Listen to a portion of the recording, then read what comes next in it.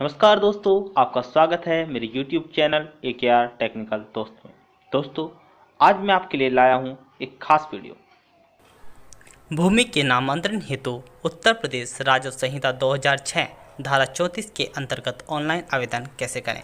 दोस्तों, सबसे पहले हमें कोई भी एक ब्राउज़र ओपन कर लेना है और सर्च बार में टाइप करना है bor.up.nic.in। दोस्तों, पहला ही लिंक आ रहा है मुख्य पृष्ठ राजस्व परिषद उत्तर प्रदेश। इस लिंक पर हमें क्लिक कर देना है, जिससे ऐसा एक पेज शो होगा।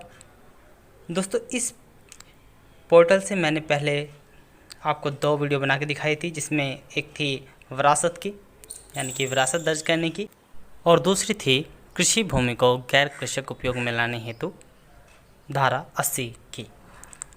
दोस्तों, उनके लिंक मैं इस वीडियो के डिस्क्रिप्शन बॉक्स में डाल दूंगा। अगर आप वीडियो देखना चाहते हैं तो वहाँ से देख सकते हैं। दोस्तों, हम फिलहाल इस वीडियो में बात कर रहे हैं धारा 34 के अंतर्गत भूमि के नामांतरण हेतु ऑनलाइन आवेदन की। तो चलते हैं धारा 34 के पोर्टल पर और यहाँ पे हम नामांतरण धारा 34 हेतु आवेदन पर हम क्लिक कर देते हैं। दोस्तों, एक ऐसा पेज तो होगा जिस पर लिखा है भूमि के नामांतरण हेतु उत्तर प्रदेश राजस्व संहिता 2006 धारा 34 के अंतर्गत ऑनलाइन आवेदन। यहाँ पे दोस्तों पहला ऑप्शन आ रहा है लॉगिन करेगा, दूसरा है लॉगिन बनाएगा। तो दोस्तों, पहले लॉगिन बनाना पड़ेगा हमें, तो लॉगिन बनाए पर क्लिक कर देंगे और यहाँ पे एक प्रथम नाम है, तो प्रथम नाम में जो आवेदक है उसका नाम लिख देंगे और अंतिम नाम उसका जो भी कुमार वगैरह जो भी लगाता है वो लिख देंगे। और इसके बाद ईमेल आईडी भरना चाह रहे हैं भरने दीजिए और यूज़र नेम में दोस्तों जो हमने प्रथम नाम रखा है वही भर दीजिए।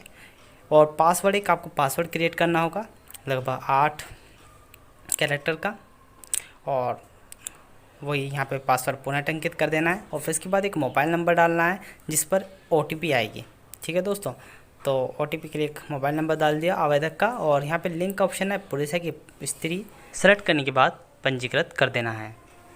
पंजीकृत करने के बाद दोस्तों नीचे लिखा आता है कि लॉगिन विवरण उपलब्ध कराए गए मोबाइल नंबर पर सफलतापूर्वक भेजा गया। इसके बाद वापस जाएं पर क्लिक कर देना है और फिर यहाँ पे आता है लॉगिन करें। यहाँ लॉगिन बना लिया है हमने और लॉगिन करें पे हमें अब क्लिक करना है। लॉगिन करें पे क्लिक करने के बाद दोस्तों हमने यूजर आईडी जो हमने बनाई थी, यानी कि हमने यूजर के रूप में जिसका नाम रखा था वही रख देना है। यहाँ पर आवेदक का मोबाइल नंबर जिस पर OTP आना है और इसके नीचे पासवर्ड, जो पासवर्ड हमने क्रिएट किया था 8 डिजिट का लगभग, वो यहाँ पे हमें फिलअप कर देना है। और उसके बाद एक कैप्चा फिलअप करना है और नीचे लिखा रहा है कि प्रविष्ट करें एवं OTP भेजें पर हमें क्लिक कर देना है। यानी कि जिस मोबाइल नंबर पर हमने डाला है उस पर एक OTP गई है। और दोस्तों आप देखते होंगे पासवर्ड खाली हो गया है, तो पासवर्ड फिर से हम फिलअप कर देना है जो हमने पासवर्ड बनाया था 8 डिजिट का लगभग। और उसके बाद OTP जो हमारे मोबाइल नंबर पर आ चुकी है उसको हमें यहाँ पर डाल देना है। चलिए दोस्तों, मैं अपने OTP को यहाँ पर डाल रहा हूँ। दोस्तों, कभी कभी OTP आने में अधिक समय लग जाता है, तो आप OTP पुनः प्राप्त करें पर क्लिक करके फिर से OTP मंगवा सकते हैं। मैंने अपना OTP फिलअप कर दिया है और नीचे लॉगिन का बटन आ रहा है उस पर हम क्लिक कर देते हैं। दोस्तों, फिर ये वाला फॉर्म वाला पेज खुल जाता है और यहाँ पर आप देखते होंगे, यहाँ पर आपको सबसे पहला मिल रहा है पॉइंट आवेदन पंजीकरण, दूसरा मिला है कुल आवेदन पत्र, और ये पासवर्ड बदलें लॉकआउट वगैरह है। तो यहाँ पर आपको जो अधिनियम है, यहाँ पर आपको धारा पता चल रही है, धारा 34 है। यहाँ पर आपको कोई चेंज नहीं कर सकते हो आप। यहाँ पर मंडल है, यानी जो भूमि नामांतरित हो रही है उस भूमि की तहसील का मंडल। ठीक है, तो ये आपको यहाँ पे फिलअप कर देना है। और इसके बाद जनपद, उसे जनपद सेलेक्ट कर लेना है। फिर इसके बाद तहसील कौन सी है तो वो आपको सेलेक्ट कर लेनी है। और इसके बाद न्यायालय में दोस्तों तहसीलदारी आएगा यहाँ पर। ठीक है क्योंकि ये तहसील स्तर का है तो तहसीलदारी आएगा।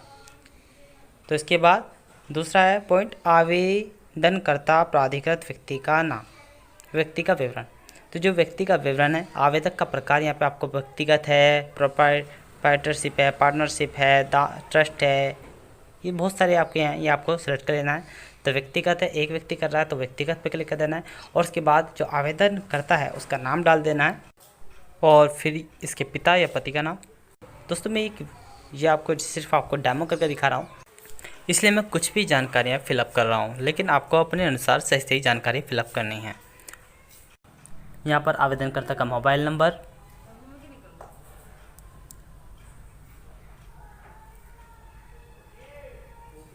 और आधार नंबर अगर आप डालना चाहते हैं तो। इसके बाद पुरुष है कि महिला है या ट्रांसजेंडर है। फिर इसके बाद कहाँ का निवासी है, तो उसका राज्य कौन सा है, जनपद कौन सा है, जिला कौन सा है, यानी कि तहसील कौन सी है, परगना, गांव।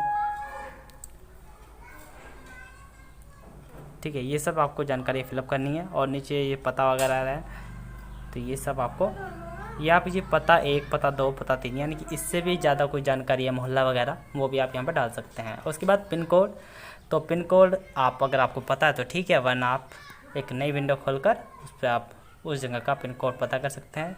चलिए दोस्तों, मैं इटावा का पिन कोड सर्च कर रहा हूँ, मैं आपको दिखा भी रहा हूँ कैसे करता है। दोस्तों ये आ गया इटावा मुजफ्फरनगर, और ये यहाँ पर इसका पिन कोड नंबर मिल गया हमें 251309। ठीक है, इसको हमने कॉपी कर लिया, या इसको आप वैसे ही याद रख लीजिए और यहाँ पर टाइप कर देना है। अगला कॉलम है हस्तांतरण विलेख में सम्मिलित भूखंडों का विवरण, यानी कि अब आगे बात ज़मीन की। जो ज़मीन का हस्तांतरण हो रहा है तो वो कैसे मिली है, बैनामे से मिली है, दान विलेख से मिली है, वसीयत से मिली है, या किसी अन्य प्रकार से मिली है, तो वो आपको यहाँ फिलअप कर देना। तो मैंने बैनामा सेलेक्ट कर लिया, ये मान लिया मैंने भूमि जो है वो बैनामे से मिली है। भूखंडों की संख्या, तो भूखंडों की संख्या यानी कि होता है खसरे नंबर, तो वो खसरे कितने खसरे नंबर में विभाजित है भूमि, तो वो आपको डाल देना है। 1 में है, 2 में है, 3 में है, जो भी है उतने डाल देना है। तो मैं यहाँ पे 1 फिलअप कर रहा हूँ। उसके बाद ज़मीन कहाँ की है, तो उसका क्या ज़िला है, तहसील कहाँ की है, उसकी क्या तहसील है, ठीक है, परगना कौन सा लगता है, और ग्राम यानी कि ज़मीन किस गांव की है, वो आपको यहाँ पे सिलेक्ट कर लेना है। इसके बाद गाटा संख्या, गाटा संख्या यानी खसरा नंबर, तो वो जो खसरा नंबर है वो आपको यहाँ पर डाल देना है। और डालने के बाद बाहर क्लिक कर देना है ऐसे। और इसके बाद ये खतौनी विवरण डाला है, खतौनी खाता चुने, और यहाँ से आपको जो खाता नंबर है, नाम, ये सामने नाम भी आते हैं उसके नाम को आप पहचान कर, खसरा नंबर है और उसका क्षेत्रफल है, उस सब को पहचान कर आप उसको सेलेक्ट कर सकते हैं। ठीक है, यहाँ पे बहुत सारे नाम आ रहे हैं, तो जो भी आवेदक है, सिर्फ मैं आपको ये करके दिखा रहा हूँ, तो इसलिए यहाँ पे नाम मैच नहीं करेंगे, लेकिन जब आप रियल में करोगे तो आपका सब कुछ सही सही होगा। तो इसके बाद यहाँ पे आपकी टेबल से दिखा दिया है इन्होंने, इटावा की ये है, खतौनी खाता संख्या ये है, गाटा संख्या ये है नीचे। और इससे अधिक आप जोड़ना चाहते हैं तो यहाँ पे गाटा संख्या भरिए अगले वाली, और उसके बाद उसका भी ऐसे ही खतौनी खाता संख्या खोलिए और उसको भी वो भी जुड़ जाएगा। इस टाइप से कितने भी गाटा संख्या इसमें जोड़ सकते हैं।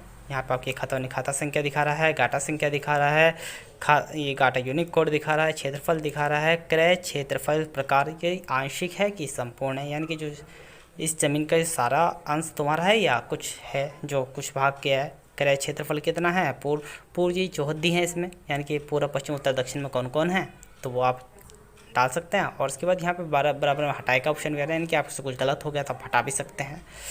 ठीक है, इसके नीचे आता है क्रेता का विवरण। ठीक है, जिसने ज़मीन खरीदी, इससे पहले हमने आवेदनकर्ता का विवरण भरा था।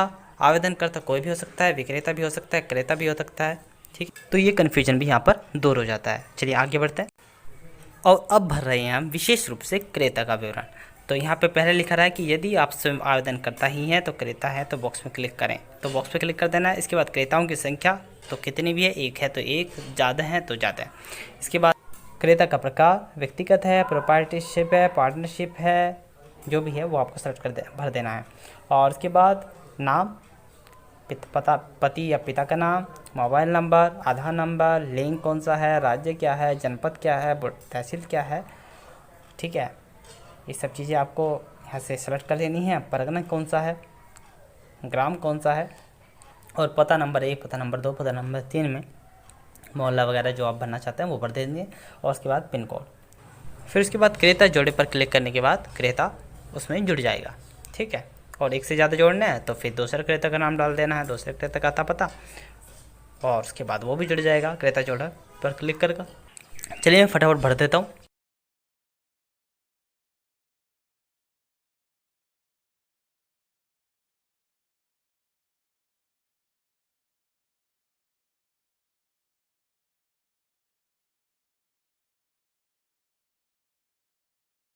दोस्तों मैंने क्रेता का विवरण भर दिया है और मैं क्रेता जोड़े पर क्लिक कर रहा हूँ।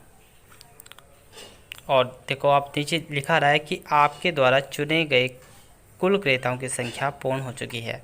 ठीक है, इसके बाद नीचे आ रहा है विक्रेता का विवरण। यहाँ पर भी ऐसे ही होना है जैसे हमने क्रेता का भरा है। यहाँ पे भी आपसे पूछेगा कि वो व्यक्तिगत है, ठीक है, पार्टनरशिप में कैसे है, विक्रेता कितने हैं। जैसे आपने क्रेता का भरा है बिल्कुल सेम टू सेम ये भी वैसे ही भरा जाएगा। सभी जानकारियाँ सही से फिलअप करने के बाद विक्रेता जोड़े पर क्लिक करके और आप विक्रेता जोड़ सकते हैं। इसके बाद अगला कॉलम आता है हस्तांतरण विलेख में सम्मिलित अभिलेख का विवरण। इसका मतलब है जो आपने जैसे ये ज़मीन हमें बैनामे से मिली या विरासत से मिली, कुछ भी मिले, तो उसकी जो कागजात लगे हैं तो उन सब का विवरण, कब रजिस्ट्री हुई थी, ठीक है, उसका क्या वर्ष था, कौन सी बही संख्या थी, ठीक है, रजिस्ट्री संख्या क्या थी, वो आपकी जो बैनामा होता है उस पर लिखी रहती है रजिस्ट्री संख्या, रजिस्ट्री दिनांक क्या थी, किस तारीख को रजिस्ट्री हुई थी। यहाँ से आपका कैलेंडर है, कैलेंडर में से आप तारीख को सेलेक्ट कर सकते हैं। यहाँ से सन, इधर महीने का ऑप्शन है और उसके बाद तारीख वगैरह आप सेलेक्ट कर सकते हैं। और इसके बाद फिर सर्कल रेट यानी कि सर्कल दर, जो रेट होता है रेट लिस्ट में मिल जाता है। और फिर इसके बाद मूल्यांकन मूल्य यानी कि जो मालियत है, फिर क्रय मूल्य जितने में ख़रीदा था, और स्टाम्प ड्यूटी यानी स्टाम्प कितना लगा था, वो सब आपको यहाँ पे भर देना है। इसके बाद अगला कॉलम आता है गवाह या गवाहों का विवरण। ठीक है दोस्तों, इसमें ज़्यादातर 2 गवाह रखे जाते हैं बैनामों में, तो उन गवाहों का विवरण यहाँ पे भरना है। उनके नाम, पता, कहाँ के हैं, ठीक है, लिंग वगैरह क्या है, जनपद क्या है, तहसील क्या है, परगना कहाँ है, ग्राम कौन सा है, थाना क्या है, आधार नंबर क्या है, मोबाइल नंबर, पिन कोड, आता पता जो भी है सब कुछ, ये सब आप एंट्री कर सकते हैं। उसके बाद गवाह जोड़े पर क्लिक करके दूसरे गवाह को जोड़ सकते हैं। एक से ज़्यादा हैं तो जितने भी हैं उन्हें आप यहाँ पर जोड़ सकते हैं। दोस्तों यहाँ पे एक छोटी सी प्रेयर लिखी है कि कृपया उपरोक्त विवरण के अनुसार भूमि का नामांतरण उपरोक्त वर्णित अंतरित के पक्ष में करने का कष्ट करें। ठीक है दोस्तों, इसमें हमें कुछ नहीं करना है। यहाँ पे आप कुछ स्पेशल लिखना चाहते हैं, अनुरोध करना चाहते हैं, वो आप यहाँ पे लिख सकते हैं। इसके बाद अगर आप खाली छोड़ना चाहते हैं तो खाली छोड़ दीजिए। इसके बाद ये घोषणा है कुछ, इसमें आया मैंने क्रय की गई दान में प्राप्त भूमि का कब्जा प्राप्त कर लिया है, तो हाँ या नहीं। मैं अनुसूचित जाति या अनुसूचित जनजाति का व्यक्ति हूँ, हाँ या नहीं। विक्रेता अनुसूचित जाति या अनुसूचित जनजाति का व्यक्ति है, इसमें भी हाँ या नहीं सेलेक्ट कर लेना है। यह क्या है कि क्रय की गई या दान प्राप्त की गई भूमि को सम्मिलित करते हुए मेरे परिवार में 12.50 एकड़ से अधिक भूमि है, हाँ या नहीं। ये सब आपको ये सेट कर लेना है। लास्ट वाला कॉलम जो है भारमुक्त है या नहीं है, यानी कि लोन वगैरह तो नहीं है इस पर कोई।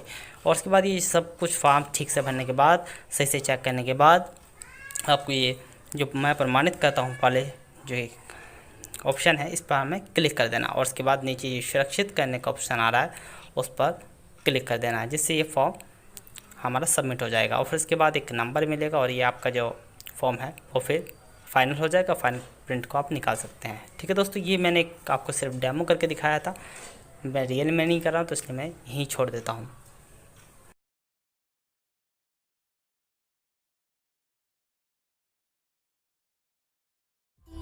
तो हाँ दोस्तों, कैसी लगी आपको ये मेरी वीडियो? अच्छी लगी है तो लाइक कर दीजिए, शेयर कर दीजिए और कमेंट कर दीजिए। और अभी तक आपने मेरे चैनल को सब्सक्राइब नहीं किया है तो प्लीज़ सब्सक्राइब कर दीजिए, बेल आइकन पर क्लिक कर दीजिए, क्योंकि मैं हर रोज़ कोई ना कोई अच्छी से अच्छी टेक्निकल वीडियो डालता रहता हूँ, जिसकी आपको नोटिफिकेशन मिलती रहे। ठीक है दोस्तों, फिर मिलते हैं किसी एक नई वीडियो के साथ, एक नई टेक्निकल अपडेट वीडियो के साथ। तब तक के लिए नमस्कार, जय हिंद, जय भारत।